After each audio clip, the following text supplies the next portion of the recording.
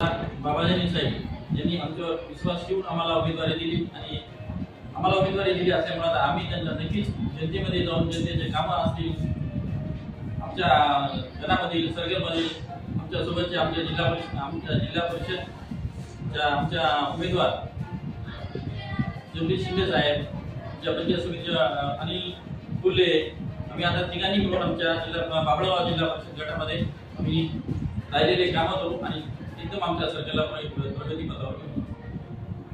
जसं की आपल्यासमोर शिंदे शिवसेना असेल किंवा दुसरी उमेदवार असतील, राष्ट्रवादीची बी असतील आणि सत्तामध्ये जसं की काँग्रेसचं सत्तामध्ये नाही आहे आणि हे सत्तेधारी आहे, तरी त्यांचा आपण सामना कसं करणार?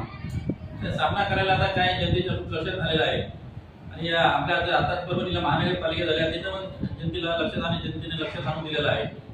आणि आता पण आता ग्रामीण भागामध्ये शेतकऱ्याचे प्रश्न येतात, आणखी मजुराचे कष्टकऱ्याचे प्रश्न येतात. त्यामुळे आता हे खूप शासनाच्या विरोधात रोष आहे आणि त्याचा नक्कीच आम्हाला फायदा होईल आणि त्या पद्धतीने आम्ही जनतेमध्ये जाऊ.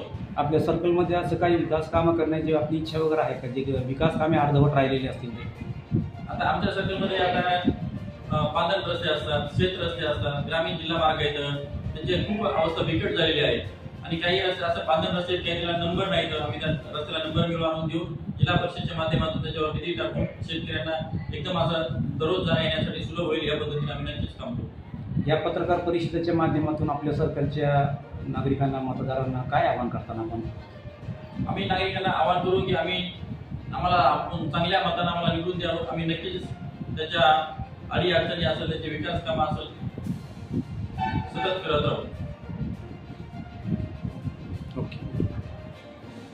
सर्व मतदार आणि आमच्या बाभळगाव सर्कलमध्ये सर्व आम्ही 2 पंचायत समिती गण आणि जिल्हा परिषद गणाच्या सर्व उमेदवाराच्या वतीने कळकळीची विनंती करतो की आम्हाला येणाऱ्या 5 तारखेला निवडून द्यावं, भरघोस मताने निवडून द्यावं, नम्र विनंती करतो.